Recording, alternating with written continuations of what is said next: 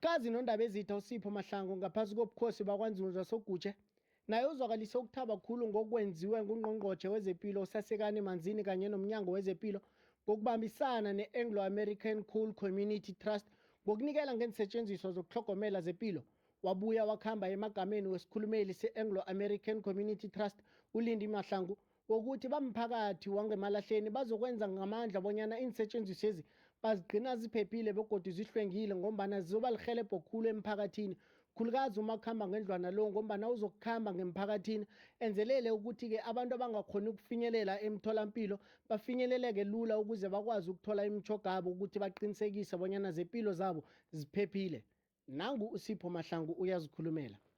Sithokoze iMpumalanga TV sila ePhola ekliniki i-Anglo Coal Trust ifikile lana ngo-2022 isigodlo sako Sogutshe sabhala iproposal ye-mobile clinic. So belethe lelo hlelo lelo ukuthi balethe i-mobile clinic le ezosevisa our surrounding farm ngoba sibonile njengobukhosi ukuthi abogogo nabantwana basemaplasini bayasokola ngokuthi kumele bakhiphe imali beze emaklinika aseduzane efana njengase-Orhis nalawo ala ePhola, but ukuze benze njalo kufuneka bakhiphe imali. So saba nesibawo-ke ku-Anglo ukuthi ayisamele isenzele i-mobile clinic le wazoyipresenta namhlanje ku-Department of Health.